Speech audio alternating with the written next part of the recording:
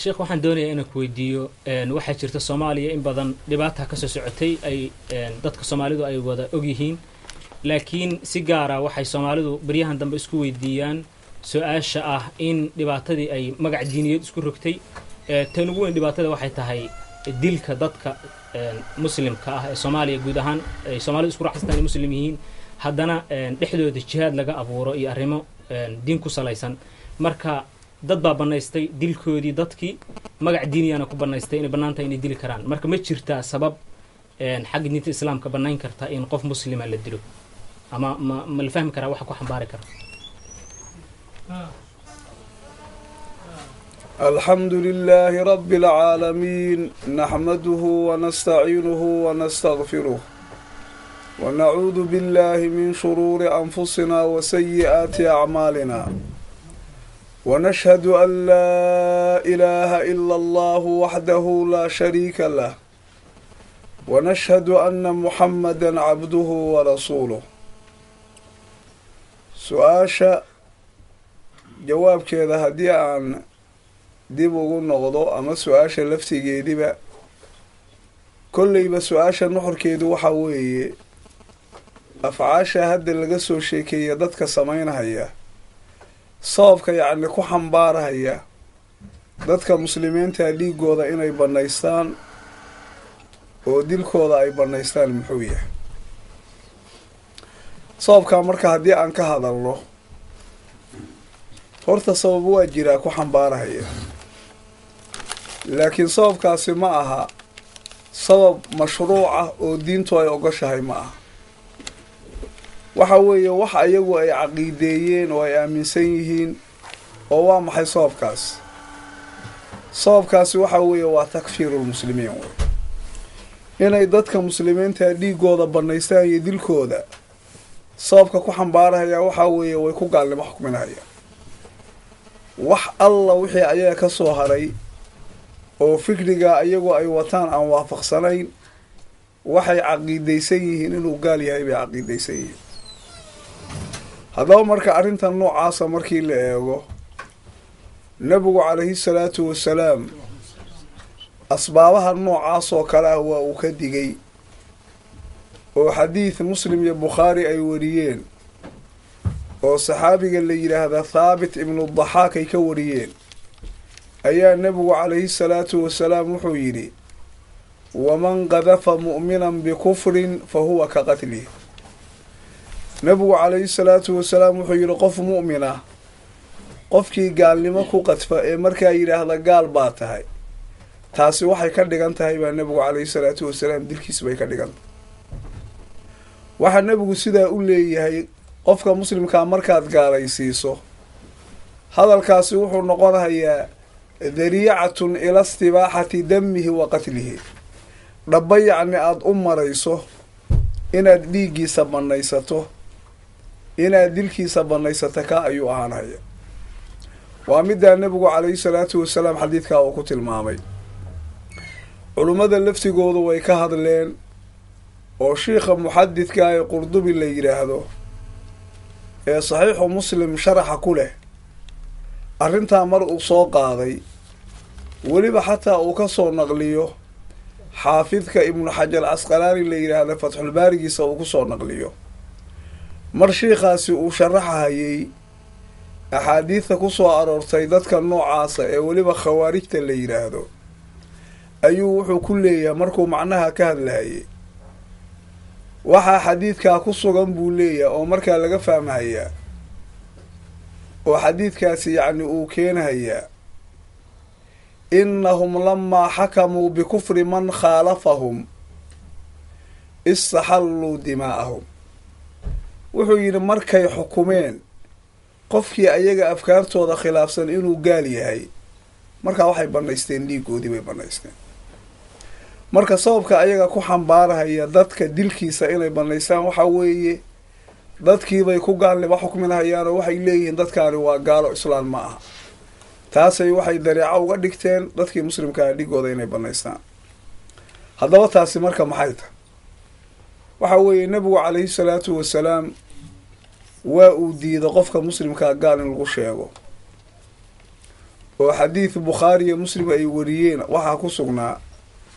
laga wariyey saxaabi abidari la yidhaahdo nebigu inuu yidhi man dacaa rajulan bilkufri aw qaala caduwa allahi walaysa kadalika xaara calayh. nebigu wuxuu yidhi qofkii qof gaalnimo ugu yeera oo gaal baa tahay yidhaahda ama gaalow, ama qof u sheega ilaahay cadowgiisi inuu yahay, qofkaas sidaa uu ku tilmaamana aanu sidaa ahayn, arrintaasi asagay dib ugu soo noqonaysaaba nebigu calayhi salaatu wasalaam. nebigu marka waa uu manciyey dadka muslimiinta in lagu gaalnimo xukmiyo.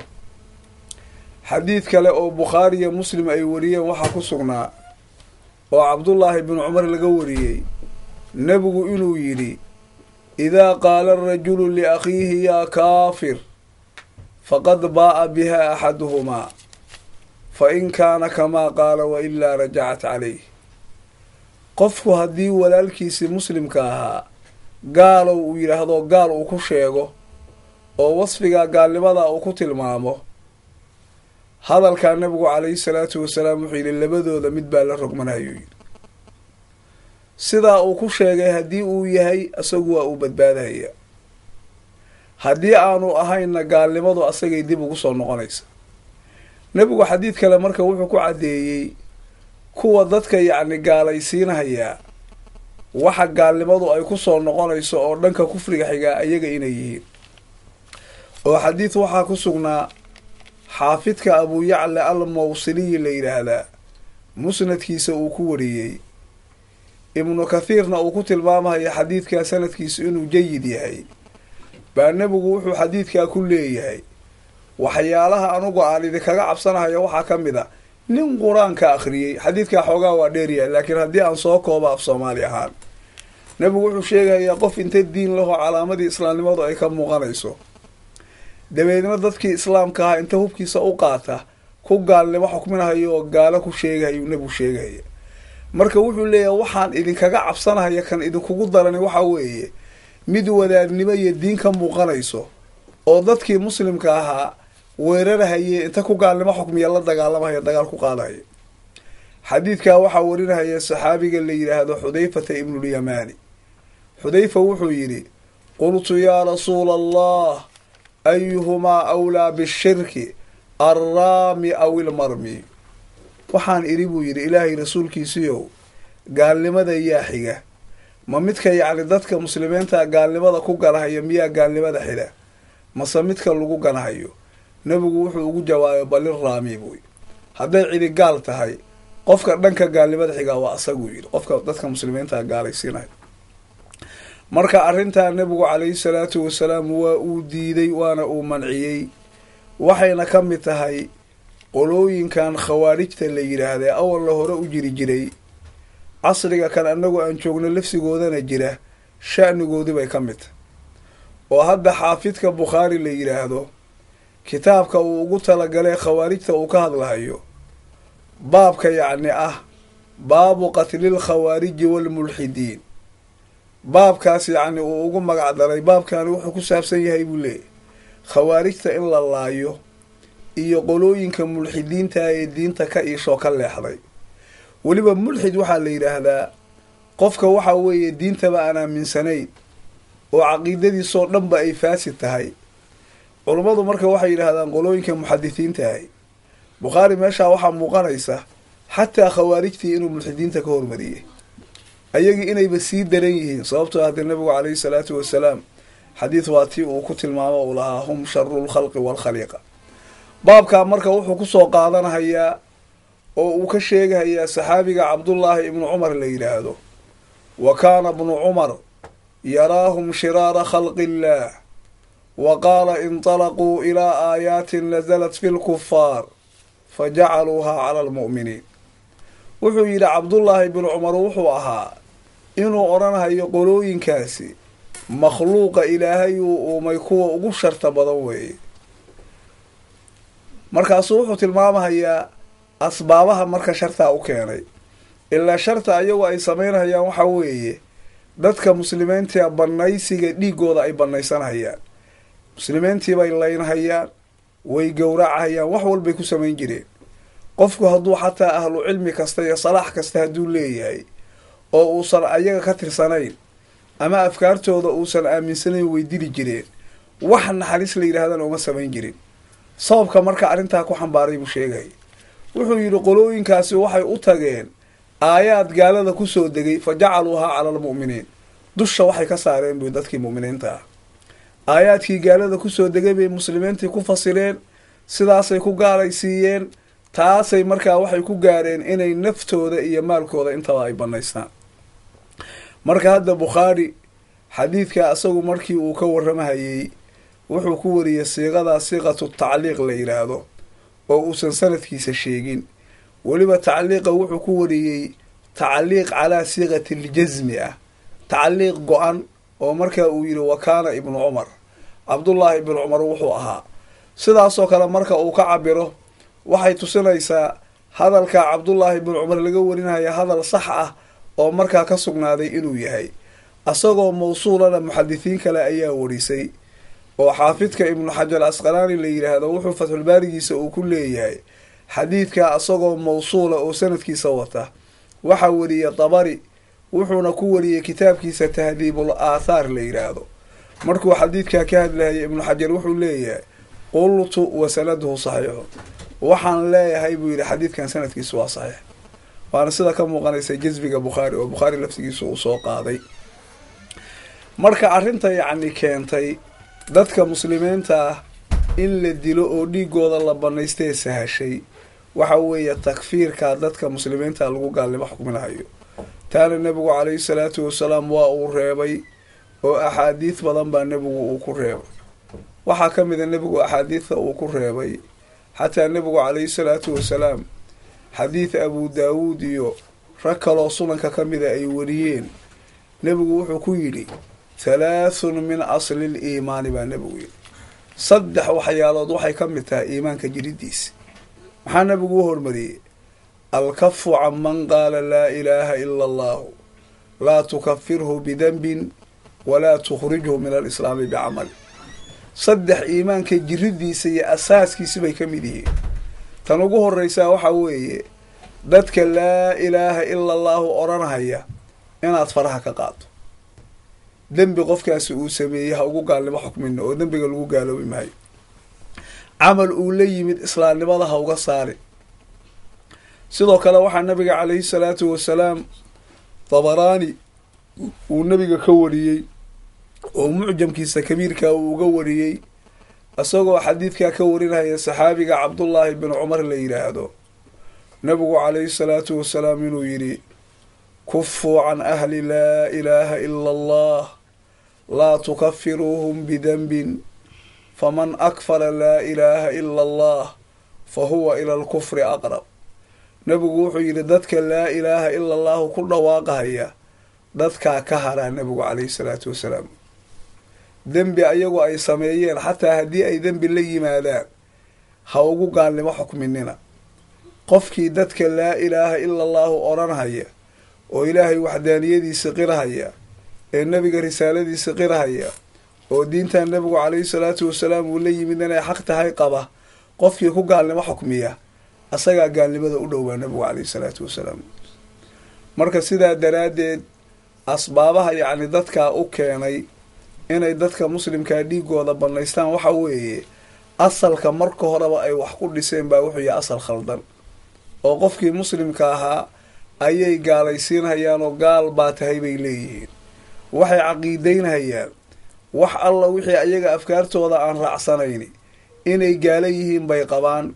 caqiidada faasidkaa ee ay qabaan ayaa waxay u sahashay dadkii muslimiinta ahaa dhiigooda inay bannaystaan bay u sahashay, iyadoo weliba xataa waxyaalaha khaladka jira ay ka mid tahay.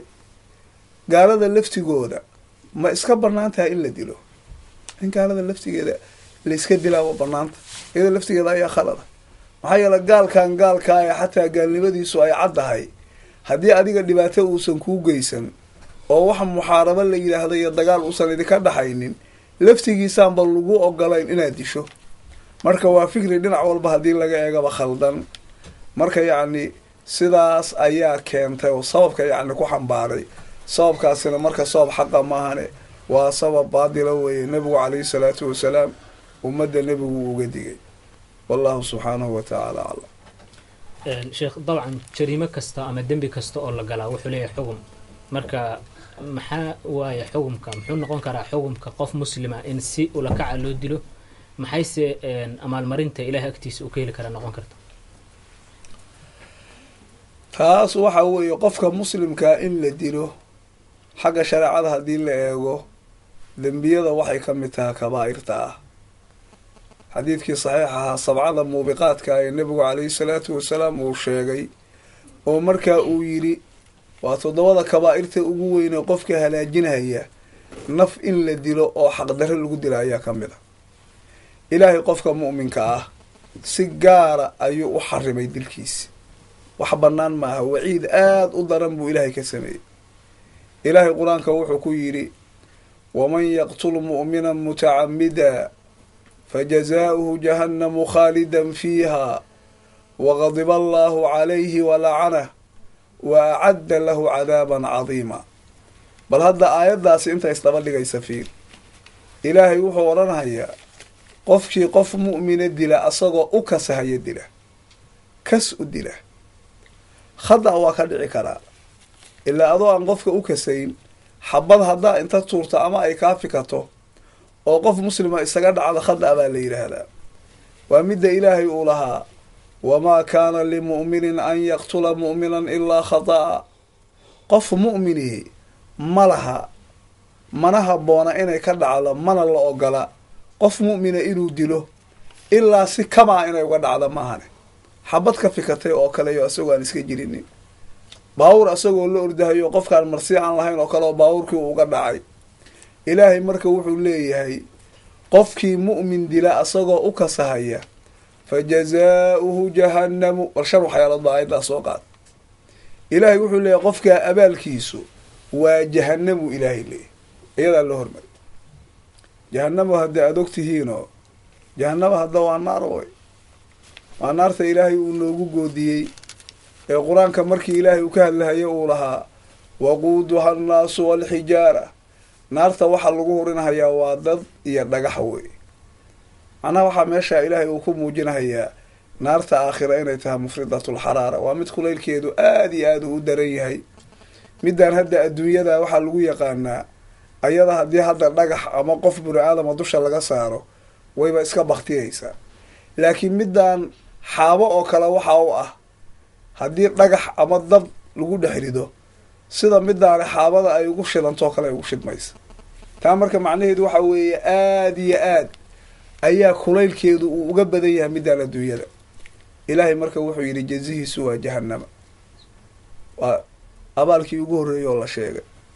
maxaa haddana loogu daray khaalidan fiiha. qof hadda waxaa jira naarta inta gala laga soo saaray ayaa jira. ilaahay wuxuu yidhi khaalidan fiihaa, naartaa gudaheeda wuu ku waarahaya. walacanahu waqadiba allaahu calayhi walacana. wasfiga saddexaad maxaa haddana abaalka saddexaad, ilaahay baa u caroonahaya. hadda ilaahay caradiisa waad garanaysaa, waxa la awoodi kala maaha. qadabullaahi laa yutaaqu baa la yidhaahda. ilaahay caradiisa lama awoodo, maxaa yeelay hadda ilaahay ilaaha khaaliqaa ee makhluuqaa oo dhanba uumay weeye, ilaaha awoodoo dhanba leh weeye. ilaah haddii uu wax sameeyo wuxuu sameeye aan la weydiinayn weeye. qur-aanka ilaahay wuxuu ku leeyahay laa yus'alu camaa yafcalu wahum yus'aluun. ilaahay waxa uu samaynahaya lama weydiiyo, dadka ayaa la weydiiyaa. waxa ay samaynahayaan makhluuqaa la weydiiya. waa ilaaha haddii adiga uu ku ciqaabo ama ummad badan uu halaajiyo cid wax weydiinaysa ama u raacanaysaa aysan jirin. qole ilaahay uu halaajiyey markii uu ka hadlahayay ilaahay muxuu yidhi fadamdama calayhim rabbuhum bidanbihim fasawaaha walaa yakhaafu cuqbaaha. ilaahay baa baabi'iyoo dhulkiibuu ilaahay la simay qole ilaahay uu halaajiyey.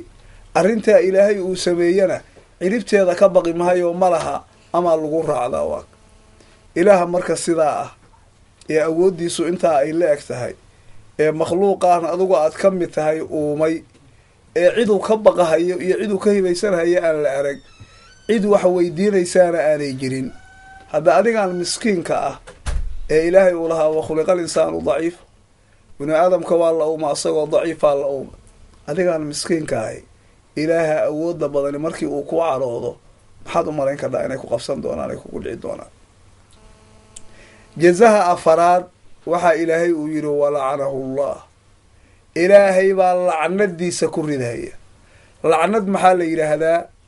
attabciidu can raxmat illaahi baa ilaahay naxariistiisa in la iska fogeeyo oo qofka ilaahay markuu lacina macnaheedu waxa weeye ilaahay naxariistiisa buu qofkaa ka dheereeyey, ma u naxariisanayo ilaahay, il raxma ilaahay ku fiirin mahayo. lacnada ilaahay qofkay ku dhacdo hadda wuxuu qofkaas waxay ku dhalinaysaa shaqaawo abadiyaa bay keenaysaa. hadda u fiirsa ibliis, ilaahay marka uu yidhi wa ina calayka lacnatii ilaa yawmi ddiin, soo ilaahay ma oran lacnadaydii baa dusha kaa saaran buy ilaa qiyaamo laga gaaro.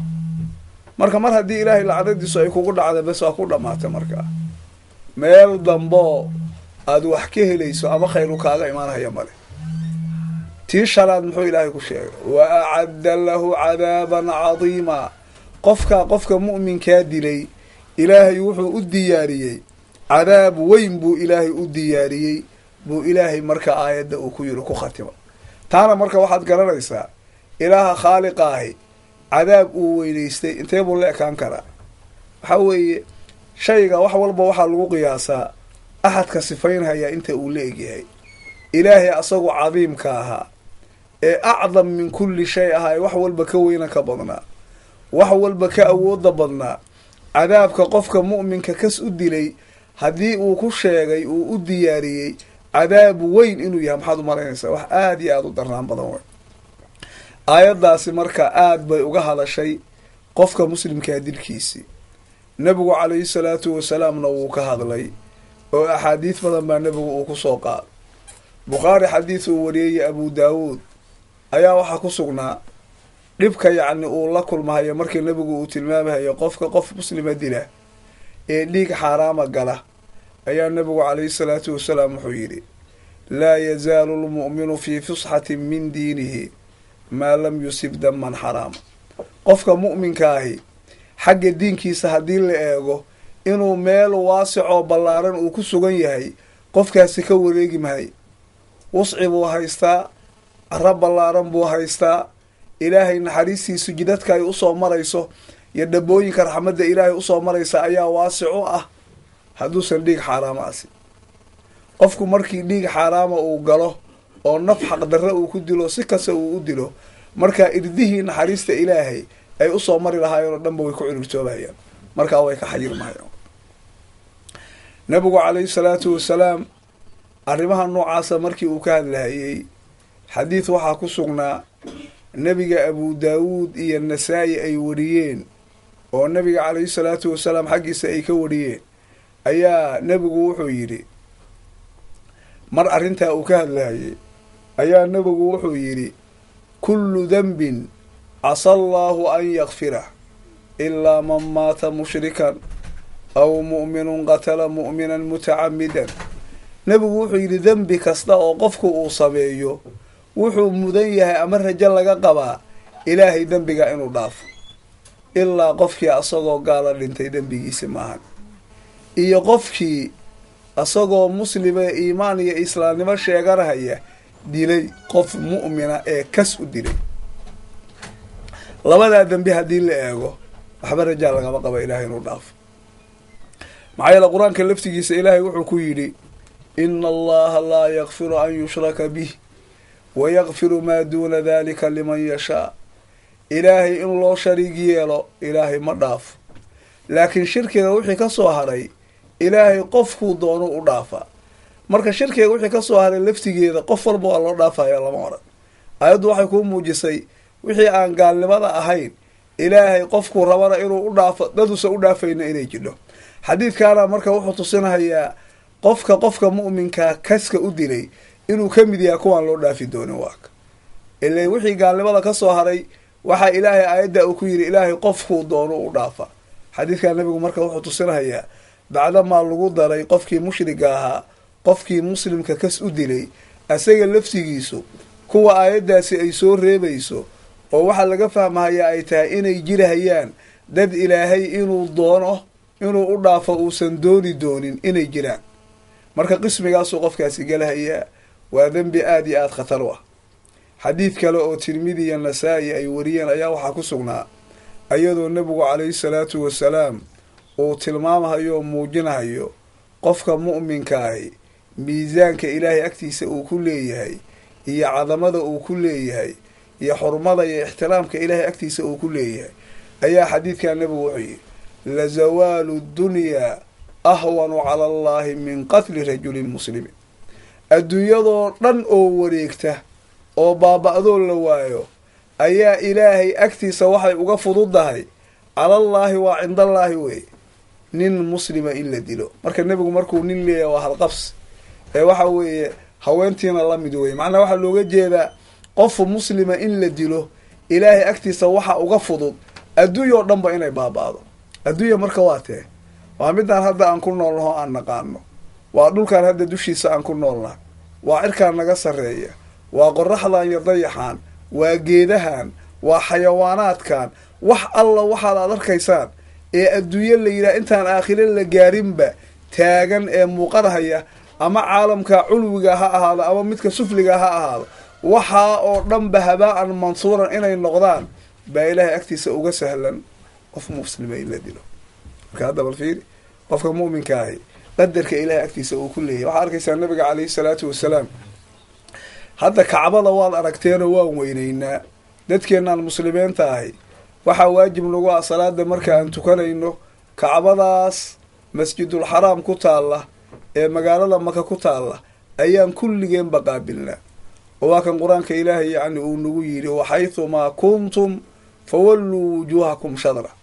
kacbada marka sidaa loo weyneeyey ee qofku marka uu tegahayo uu dawaafahayo oo weliba uu ku dhagahayo oo weliba uu masaxahayo oo xajaru aswadka gudaheeda ku sugan uu ku sujuudahayo oo uu dhunkoonhayo oo intaasoo barakaa ilaahay uu u yeelay. nabigu calayhi salaatu wasalaam kacbadaa maruu la hadlahayay wuxuu yidhi maa acdamaka wa acdama xurmataki maa acdamaki wa acdama xurmataki wamaa adyabaki wa adyaba xurmataki fawalladii binafsii biyadihi xurmatulmu'mini acdamu minka damuhu wa maaluhu. yaa kaa weynan badan buu yidhi. yaa kaa xurmo badan buu yidhi. yaa kaa wanaagsan buu yidhi oo kaa caraf badan buu yidhi. qofka mu'minkaa xurmadiisii baa adiga kaa weynan badan buu yidhi. dhiiggiisa iyo maalkiisuba xurmada uu leeyahay oo in la bandhaysta marka aan la ogolayn. nabigu calayhi salaatu wasalaam wuxuu ku yidhi xadiid tirmidi uu wariyey isagoo nebigu tilmaamahaya dadka oo dhan qof mu'mina hadday isugu tagaan maxaa dhacaya. maxaa nebigu xadiidkaa uu ku yidhi dad keliya maaha xataa makhluuqoo idilba hadday isugu tagaan low anna ahla asamaa'i wa ahla alardi ishtarakuu fii dami mu'minin la akabahum allahu fi nnaar. waxaa nebigu calayhi salaatu wasalaam uu yidhi makhluuqa samada ku nool samada hadda waa aragteen ayaa ku nool waa ilaahay malaa'igtiisa. ilaahay malaa'igtiisa iyo muqarabiinta ah oo sharafka badnaa. waxaa lagu muujinaya xataa hadday mu'minka dembi ka galaan ilaah bay u dhawaayeen oo meel fiican baa la geeyey oo waxay ahaayeen muqarabiin oo mudahariin bay ahaayeen. waxaasoo dhan inaysan waxba anfacayn ee habaan mansuur ay noqonayso.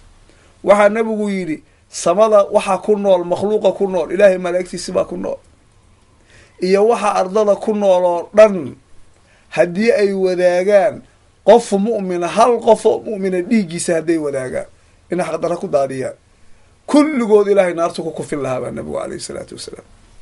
weliba ikbaab baa nebigu ka cabira. ikbaab waxaa la yidhaahdaa qofka madax in loogu tuuro shay kulligood naartaa ilaahay madax uu ugu tuuri lahaa. waxyaalaha nebigu calayhi salaatu wasalaam uu soo qaado waxaa ka mid ah oo xadiid bukhaari nebiga uu ka wariyey ayaa nebigu calayhi salaatu wasalaam wuxuu yidhi abqadu nnaasi ila allahi halaath. dadka yacni waxa ilaahay uu ugu necab yahay waa saddexdii maxaa ka mid ahaa wa mutalibu dami imri'in bigayri xaqin liyuxariqa damaha buy. saddexda ilaahay dadka ugu necab yahay maxaa ka mid ah qof dhiiggiisi buu raadinhayaa xaqdarru ku raadinhaya wuxuuna u raadinhayaa qofkaa dhiiggiisa inaad daadiso. waa sida hadda maanta jira qofkaa ka takhallusoo dil. waxaa lagu sheega qofka noocaasi min abgadi nnaasi ila allahi dadka ilaahay midka uu ugu necab yahay inuu ka mid yahay waa. weliba hadda waxaad arkaysaa xadiidka noocaasa xataa nebigu wuxuu ka cabiray imri'in qof buu ka cabiray, muslim ma uusan odhan. maxaa yeele gaalka laftigiisa lama ogola. maxaa yeele isla xadiid hadduusan cadow adiga kugu ay xaqdarra uusan kaa gelin, isla xadiid bukhaarigu uu wariyey ayaa waxaa ku sugnaa nebigu calayhi salaatu wasalaam inuu yidhi qof mucaahad ah qofkii dhibaato gaarsiiya waa insaan oo mucaahad ah. maxaa nebigu yidhi? waa gaalada waxaa weye heshiis baa laleeyahay oo kaleo muslimkii dagaal uusan ka dhaxaynin. man qatala insaanan mucaahadan lam yarix raa'ixata aljanna wa ina riixahaa la yuujadu min masiirati 40 caaman baa nebigu wuxuu yidhi qofkii insaan muslimiinta ay ballan heshiisa leeyihiin waa gaaladii, sida ama kuwa hay-aadka ha noqoto ama duwasha aan muslimiinta markaa dagaalku uusan ka dhaxaynin ha noqoto oo adiga aan ku dilayn. qofkii dila waa gaalkaa, jannada udugeeda urin mahayaa nabigu xadiis bukhaariya. jannada udugeedana qofka wuxuu ka helaa oo ay uga soo udugtaa marka yacni uu u jiro meel loo soconahaya 40,000 oo sano meel loo soconayo. marka gaalkii xaqdare lagu dilay baa qofka intaa ka raacaysa oo xataa urkii jannada uu ku waayahaya wixii kaloo lagu abaalmarinaya iska wadhaa. maxaa qofka muuminkaa aad moodaa? marka marna lama ogola oo shareecadu way diiday. nebigu calayhi salaatu wasalaam waa uu manciyey arrintaa. qofka yacni dila ee qofka mu'minkaa dilana hadhow barri waxaa dhici doonta xadiid waxaa ku sugnaa nasaa-i iyo muslim ee bukhaari ay wariyeen, kolleyba lafdiga nasaa-i baa leh, ayaa cabdullahi bnu cabaas baa laga wariyey. wuxuu leeyahay nebigu wuxuu ka wariyey nebigu inuu yidhi yajii'u lmaqtuulu mutacalliqan bilqaatili tashkhabu awdaaju yaquulu ay rabbi salhu fiima qatalana. wuxuu yidhi qofka la dilay maalinta qiyaamo wuu imaanayaa asagoo ku dhegan qofka dilay, saa isagoo ugu dhegan oo markaa halbowlayaashiisii ay dhiig la shumaayaan. markaasu wuxuu leeyahy ilaahow weydii wuxuu igu dilay maxaan galabsan. maanta waad aragteen dadka la laynhayo iyo la isku qarxinhayo ayagoo jidkooda marahayo qofay dambi ka galeen iyo qof muxuu ahaa ay dhibaato u geysteen iyo midna yacni aan la arag oo kale lagu samaynayo. marka sidaa daraaddeed waxa weeye qof mu'mina in la dilaayay aad iyo aad dembi u weynan badan weeye, wax ilaahay u xarimay weeye, waxa la ogol yahayna maaha dadka muslimiinta. hadda nabiga calayhi salaatu wasalaam xadiis waxaa jiray uu wariyey imaamu shaafici musnadkiisa uu ku wariyey, imaamu axmedna musnadkiisa uu ku wariyey, imaamu maaligna muwada'iisa uu ku wariyey. saddexda imaamba waa ay wariyeen. xadiidkaa mid lamidana muslim uu saxiixiisa ku warinayo ayaa waxaa jidhay nin ansaarta ka mid ah baa nebiga wuxuu weydiiyey, xadiidkaa wuxuu ahaa ista'danahu fii qatli munaafiqin. nebigu wuxuu weydiiyey oo mid munaafiqiinta ka mid a dadka muslimka isaga dhex jiro shahaatayn ku dhawaaqay laakiin waa qof munaafiq u ahaa. buyi nebigu ninkaas inaan dilaan rabaayo ogolow. xadiidku marka muxuu ah fa manacahu qaa'ilan alaysa yashhadu an laa ilaaha ila allah. nebigu waa u diida asagoo odhanaya ma wuusan qofkaani qirin ilaahay mooye ilaah kale inuusan jirin, soo shahaatayn kuma dhawaaqin. see baa marka u dilaysa ilaa adiga qalbigiisa waxba kaama saaree moogta munaafiqa lagu sheego. bal fiiri waa qof la ogyahay inuu munaafiq yaho xataa shahaadateynkan uu ku dhawaaqay aysan dhab ka ahayn, laakiin muslimkii buu isaga dhex jiraayo shahaadateynki buu ku dhawaaqahaya, hadduu rabo waa tukanhaya, qalbigaba hadduu rabo yuusan diinta ka aaminsanaan. kaasaa nabigu calayhi salaatu wasalaam uu diiday in la dilo. wallahu subxaanahu wa tacaala aclam. sheekh, dhibaatada aan wax kaa weydiinayna ee soomaaliya ka socotaa waxay samaysay arrimo soomaaliya ku cusub. sidaan filahayo soomaalida waa laga yaabaa in siyaara mafakhaqa iyo tafjiiraad caalamka ay ka maqli jireen, laakiin qof sheegaya inuu naftiisii uu ilaahay ka gadanhayo oo asaga uu isqarxinhayo oo dad kaloo islaama isku qarxinhayo, waxaan filaya soomaalida arrin ku cusub inay tahay. marka xukunka arrintaasi inuu qof isqarxiyo naftiisa dilo ay sharciga islaamka ku leedahay, xitaa haddii una dad kale isku qarxin iyo inuu dad isku qarxiyoba, labadaba xukunka sharciga islaamka ay ka yeelan karto. alxamdu lilaahi rabbilcaalamiin. waa su-aal aada iyo aada muhim u ah.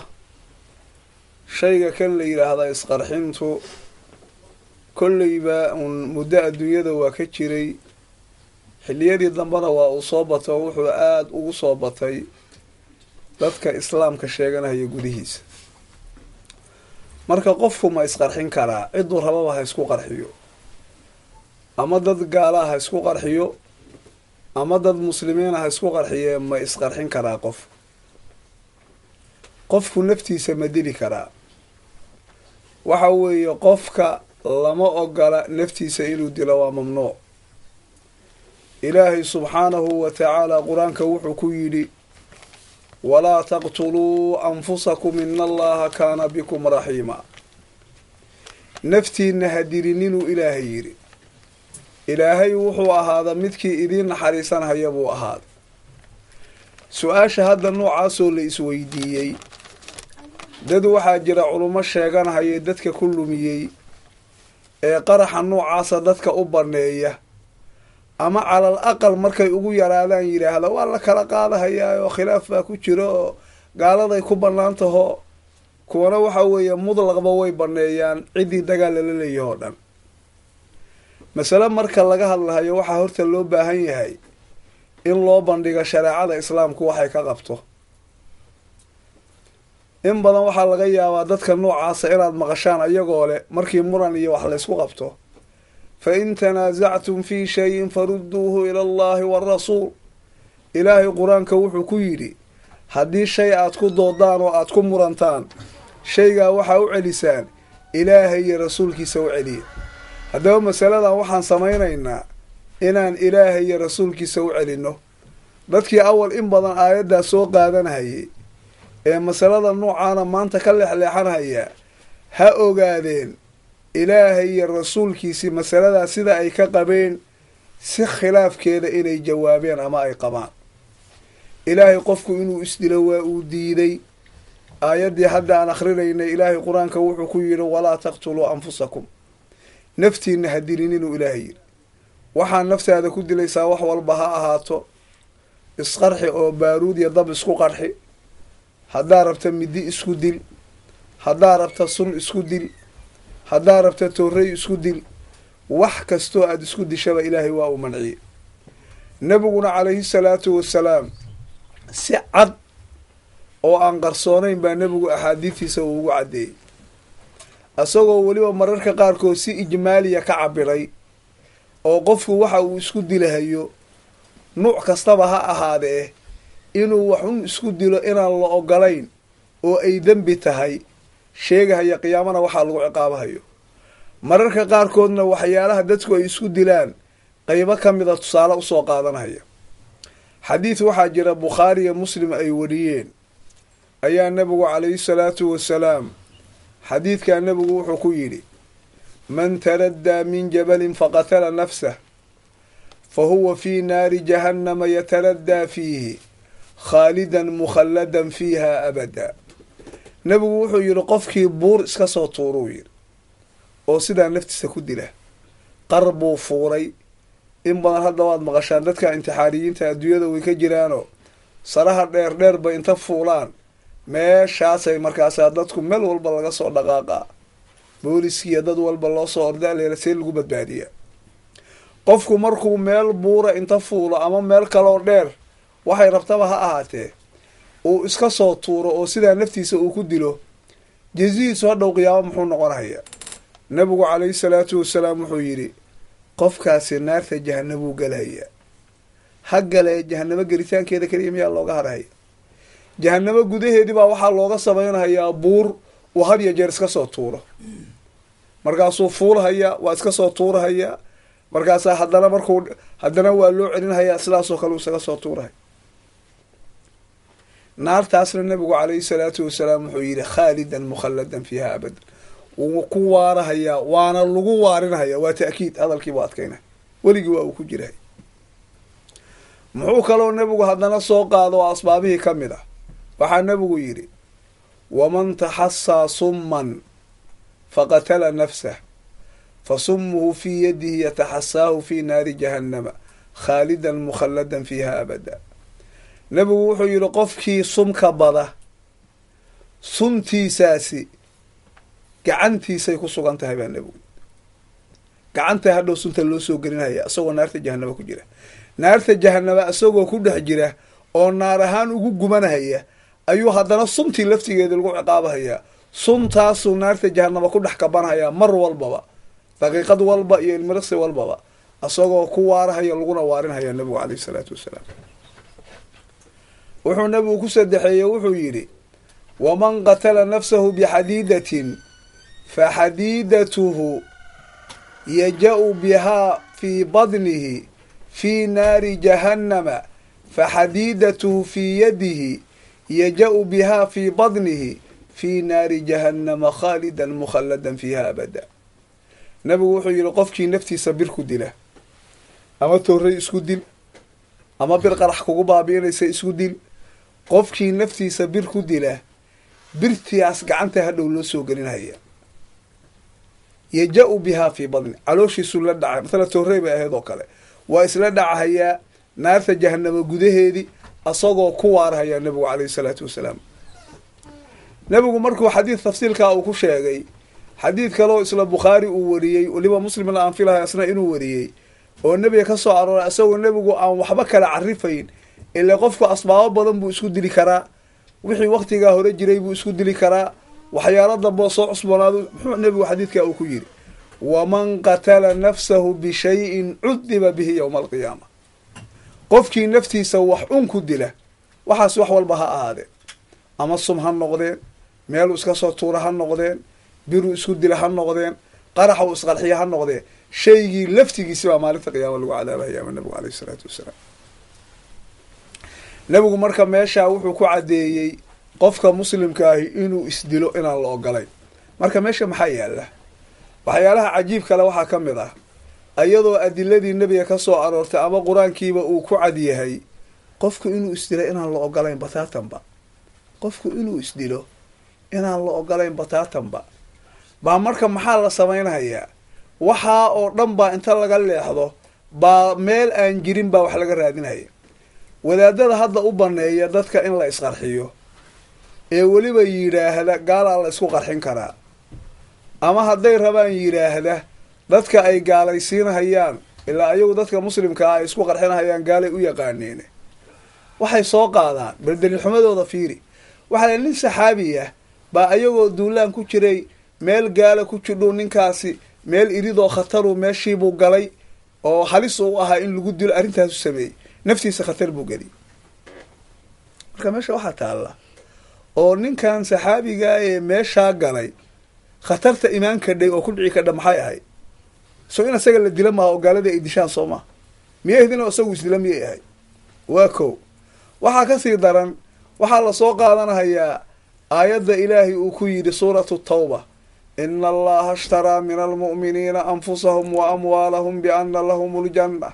waxaa la leeyahay ilaahay mu'miniintii naftooda iyo maalkoodii buu ilaahay ka iibsaday, wuxuuna uga iibsaday inay janno leeyihiin buu uga iibsaday. marka waxay leeyihiin naftaydii baan ilaahay ka gadahaya.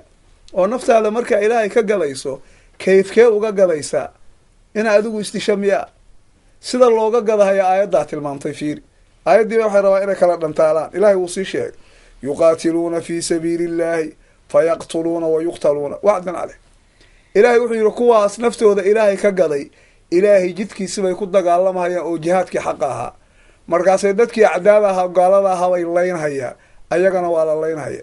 aayaddu marka ma ku jidhaa gaaladii bay dilhayaan, iyaguna way isdilhayaan? aayaddama ka mid bay ahayd ya alfiiri. iyadoo hadda waxa lagu dagaalamahaya aanay jihaad ahayn oo ay xataa baatil tahay, ayay haddana aayaddan waxay ka hadlaysaa ilaa qofku markii uu jihaadahayo uu galahayo, jihaadku sidiisaba khatar buu ku dhisan yahay. kutubaha hadda fiqigaahi marka ay xajka ka warramaan oo kale, waxaa la yidhaahdaa baddu marka yacni ay halis taho ay kacsan tahay oo kale, qofku markuu xaj u socdo haddii badda khatar looga baqahayo xajku waajib kuma aha. laakiin hadduu jihaad u socdo oo badda uu marhayo, waxaa weeye jihaadku waajib buu ku yahay. sababta waxaa la yidhaahdaa jihaadku hadda marka horeba wuxuu ku dhisan yahay waa khatar. ila markaad dagaal galaysa macnihiisu waa maxay?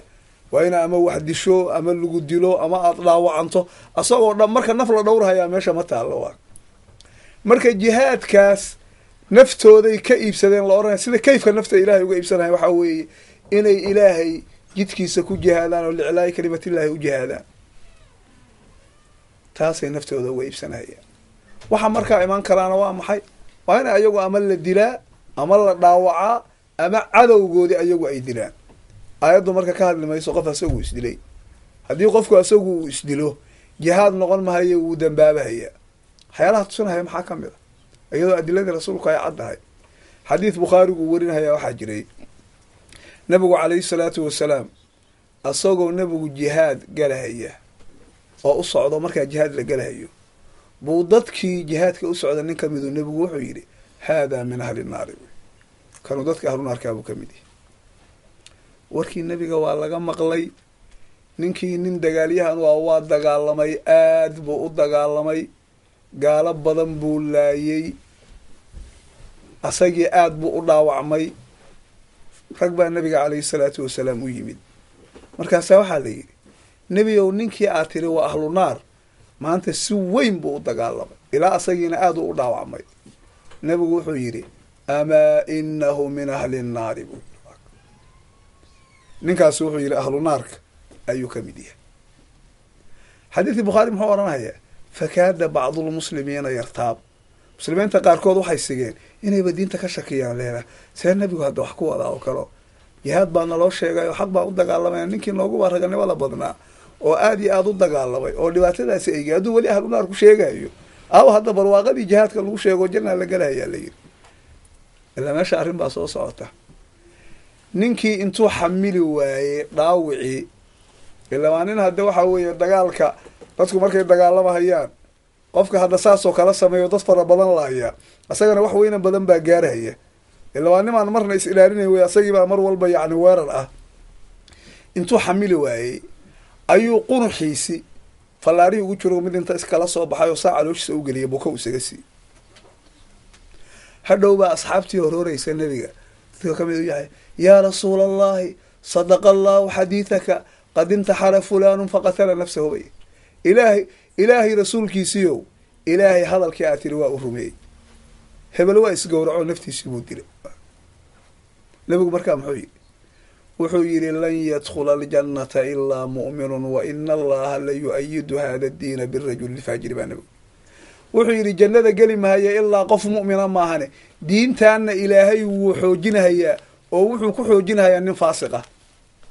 xataa meeshaa nebigu wuxuu muujinahayaa ninkaani hadduu xataa islaamkii wax taray ayadoo gaaladii lala dagaalamahayo oo uu dhibaato u geystay, asaga wixii uu geystay inaysan waxba u tarayn. sababtoo waxa weeye wuxuu maray dhaba khalad ah oo waxa asagoo jihaadoo dagaalamay ayuu naftiisi dilay.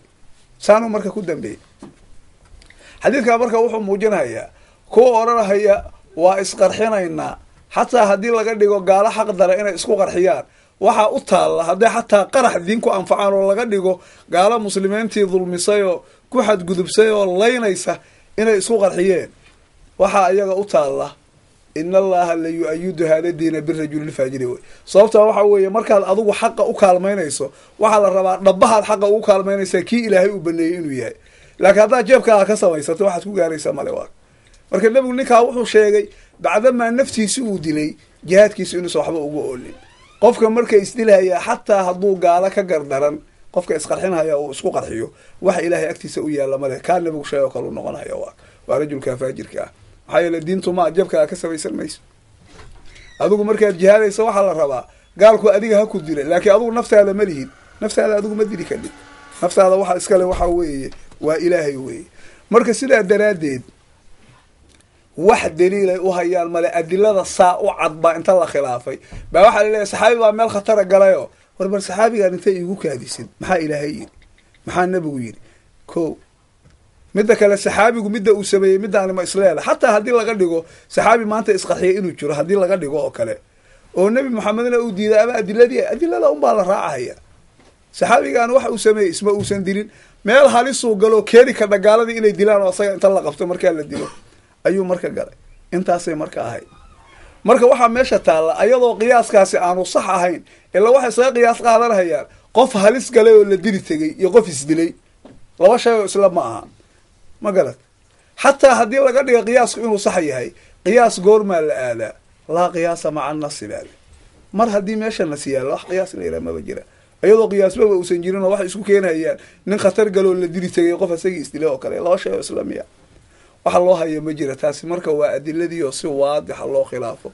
qofku marka dadkan hadda marka isqarxinahaya ee naftooda qaraxa ku dilahaya ee dad badan oo muslimiina laylahaya, waxa iyagu ay ku jiraan waa dembi weynan badan weeye, naftoodiina way halaageen, dadkii muslimiinta ahaana way halaajiyeen.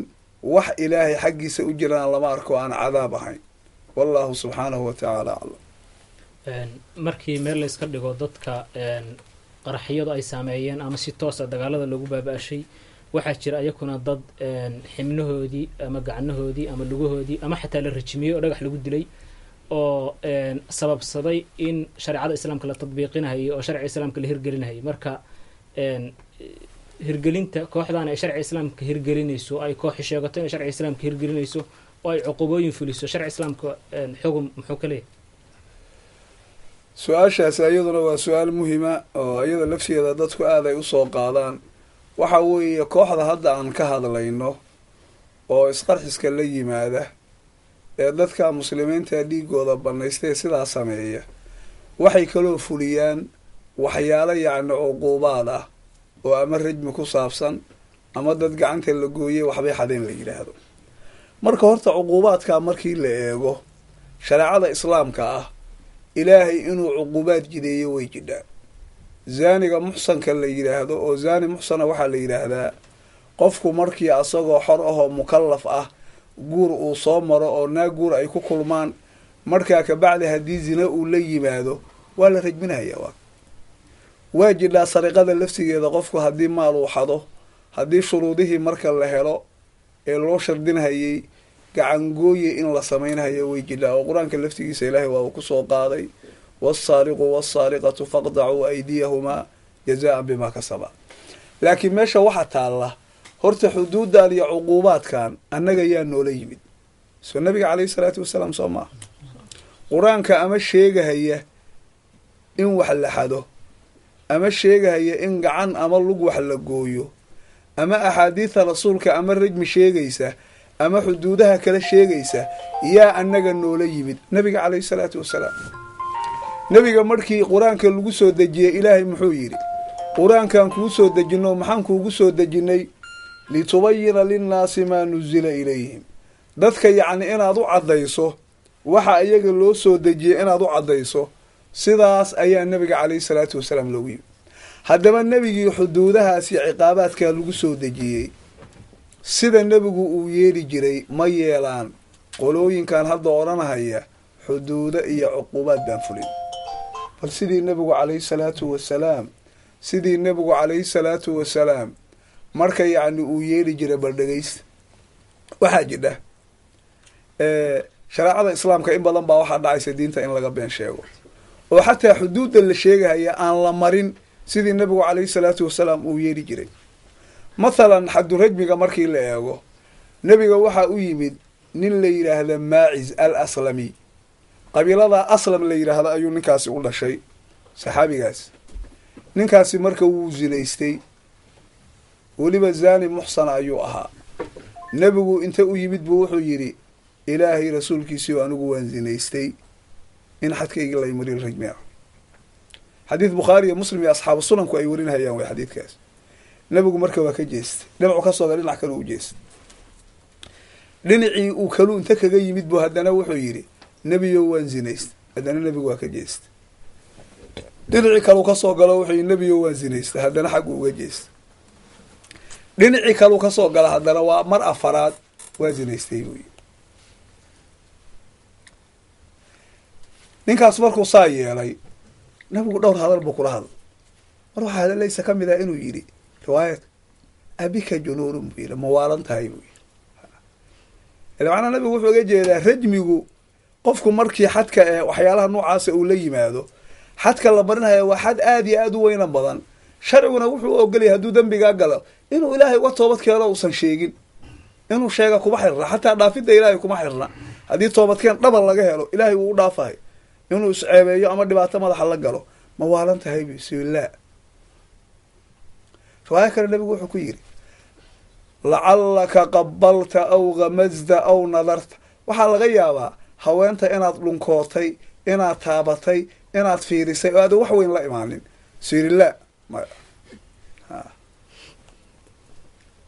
nabigu hal ligtahaa ma jimaacday siri nacam haddana nabigu bal fiiri dhinac kaluu haddana si mare wuxuu yidhi intaas wuxuu ku dadaalay masuu ninkaas u badbaadi lahaa hal axsanta buu yidhi horta muxsan ma tahay oo guur horeyo ma soo marta suu yidhi nacam markaasaa nabigu wuxuu amray ninkii in la rajmiyo marka bal eeg nebi maxamedkii rajmigu uu kusoo degay waa axaadiistii saxiixa inta uu dabcay ninkaa inuu rajmiga ka badbaadiyo marka hore oo zinada u shahadba waa ka jeesta intaa wuxuu tusiya inuu iska taga ninku wuu hari waaye kabacdi wuxuu war mawaalanta inuu wax xusuusiyo waa hari waaye wuxuu dabcay wixiisi zinadu sheegaya ile zinadu sida midda weynba loogu idlaaqo waxyaalahan yararkaa oo naagta ajnabigaa la dhunkooda iyo la fiiriya iyo sharciga zina waa la yidhaha tii nabigu xadiidkii bukhaari uu ku lahaa kullu bnu aadam adraka xaddahu min azina waa tii nabigu lahaa markaa fa zina alcaynayna annadaru wa zina alyadayna albadshu haakada nabigu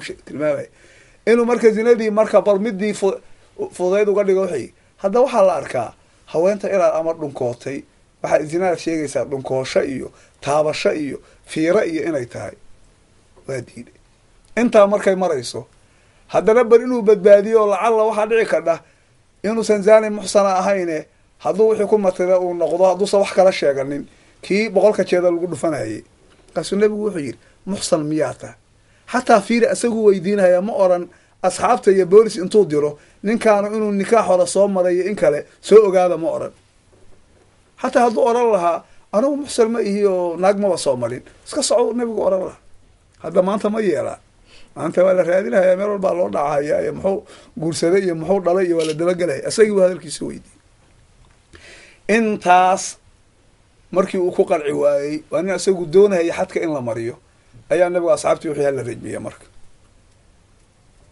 markii ay rajmiyeen xadiidka waxaa ku sugnaa falamaa wajada masal xijaarati fara yashtadu markii ninkaasu yacni uu helay dhagaxda yacni taabashadeedi markii dhagaxdii yacni waxa weeye aada iyo aad dhagaxdii ay uu ku dhibtooday ayuu carar isagoo ordahaya markaa waxay sameeyeen way dabagaleen way ka daba ordeen nin asxaabta ka mid ah oo markaa gacanta ku hayay neef geela garkiisii gacanta ku hayay ayaa la dhacay kuwii kale waa uga daba yimaad iyaguna way la dhaceen nebigii baa arrintii loo sheegay ninkii intuu carray inay dabagaleen muxuu ku yidhi hallaa taraktumuuhu lacalahu yatuubu fayatuubu allahu caleyh oo maxaa faraha uga qaadi weydeen buu yidhi waxaa laga yaabaa inuu inta ilaahay u toobad keeno waa bukhaari bal fiiri inuu ilaahay ka toobad aqbalo sababtoo waxaa weeye markii rajmigu uusan markhaati ku sugnaanin ee wuxuu ku sugnaaday iqraar ay tahay qofku wuu ka noqon karaa marka hadduu cararay kolleyba inuu ka noqduu rabeeyey maxaad faraha uga qaadi weyden baa nabigu caleyhi salaatu wasalaam fuqahadu way qabaan qofku markuu carar la dabageli mahayo laakiin cararidaasi ma ka noqosha mase markaa kabacdi inta loo yeelo hadduu ka noqdana waa la iska dayn haddii kale waa la xalaya labadaa qowloo xooga badan xataa shaaficiyadu way qabaan laakiin waa laga haraya markaa la eri maayo waxaan xataa la ogolayn qofkii xadkiisa uu ku sugnaaday iqraarka in inta god loo qado lugaha loo geliyo hadda waad aragteen godba inta uqadaan bay lugaha u gelinaya maxaa yeele wuxuu khiyaar u leeyahy inuu baxsado oo nabigu markii uu baxsado wuxuu yaan la dabagelin maa ka hartaan waad aragtay hadda godka inay uqadahaya waa kow waxaa marka jidha ninkaas saxaabiga ahi sidaasuu marka ku geeriyooday nebiga mar uu u yimid sidoo kale mid waxaday xadiid nasaa-i iyo abu daawuud iyo rag kalea warinhayey nasaa-i rag kaleba ay warinhayeen ayaa nabiga calayhi salaatu wasalaam waxaa u yimid nin xaday gacangooyi mudan yahay mogta maxaa ninkaa nabigu ku yidhi wuxuu ku yidhi maa ikhaaluka saraqta kuu malayn mahayo inaa waxaday kuu malayn mahayo maxaa nabigu marka u sarbeebahayaa inuu sheegashadii waxadidda uu sheegtay inuu ka noqdo sababtaa waxa xukumkaa waa xukum dhib badan qofkii gacan adoo nool markii gacan lagu gooyo hadda waa qof naaqisaata dhib badan baa la kulmaysa cid kugu cadaysana lama arko ilaahay uga toobadkeen qofkaa xoolaha ka xadana xoolihiisa sii axaadiidta noocaasa waxyaalaha ay ka qaateen waxaa ka mid a culummadu ninka qaadigaa xataa xukumka ka qaadahaya sida nebigu uu yeelay waxaa sunno u ah qofku markuu cuquub ilaahay uu leeyahay laga hadli maayo xaqa bini aadamka lagama laaban karo haddaa qof bini aadama dilkiisa waxyaalaha qirato laakiin mar hadday wux xuquuq rabbi ay yihiin sida ama xaddu sariqa ha noqoto khamre lacaba xadkeed ha noqoto midkii bahalkii ka hadda sheegayno rajmiga ah oo kaleo zinadii wixii dhammaa qaadiga waxaa sunna u ah inuu u sarbeebo qofkaas inuu ka noqdo nebi moxamedkii marka xuduudahani ay ku soo degeen ile sida loo fulinhaya isagaa oge arrimaha muxuu u sameeyey arrimaha wuxuu u sameynay waxaa weeye wuxuu og yahay oo ilaahna ogeysiiyey waxaani waa ciqaab adag ilaahay markuu ciqaabkan jidaynayo uma jidaynin dadka in dhagax lagu baabi'iyo mar walba in gacmaha la gooyo waa dembi dadku ay sameeyeen marka waxaa looga jeedaa lacalla haddii ay dhacdo mar xadkaasi inuu fulo oo markaa uu ku fulo qof iqraar aan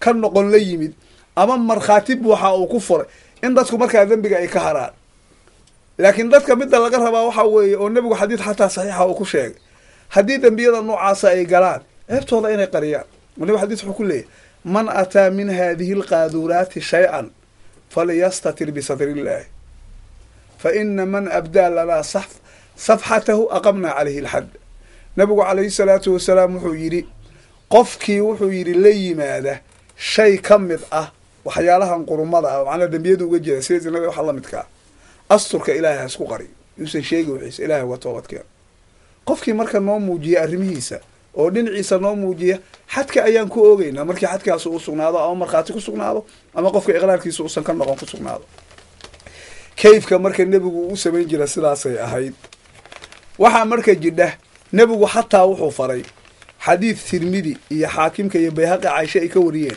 xadka muslimka in laga difaaco intii laga difaaci karo oo xadiid caaisha laga wariyey ayaa muxuu nebigu yidhi idra'u lxuduuda cani lmuslimiina ma stadactum fain kaana lahu makhrajun fakhalluu sabiilahu fa ina alimaama la an yukhdi'a fi lcafwi khayrun min an yukhdi'a fi lcuquuba wuxuu yidhi xadka ka celiyuu yidhi dadka muslimiinta ah inta aad awoodi kadhaan ka celiyo inta aad awoodi kadhaan xuduudda inaad ku fulisaan macnaha wax qofka yacni ila waxyaalo badan oo shubhooyinaa jiro hadda mathalan xilliga gaajadoo kale iyo cumar ibnu khadaab dadka ma gacan goyn jira maanta waad aragteen waayo dadka gacanta goynahaya maxaa yeele shubha taalla nabiga watuu xadiid xataa kulahaa idra'u lxuduuda bishubahaat xadka yacni celiya wax shubhaha meesha hadday soo gasho xilligii gaajada markii la gaaro hadda sanadkii abaarta ahaa qofkii waxada gacanta ma goyn jira cumar ibnu khadaab maxaa yeele wuxuu ohan jira baahi baa ku khasbaysta qofkii inuu waxado waa baahan yahay oo kale shubahaadka ka mid nebigu marka wuxuu yidhi ka celiyuu yidhi xadka dadka muslimiinta intaad awoodaan haddii qofka muslimka ahi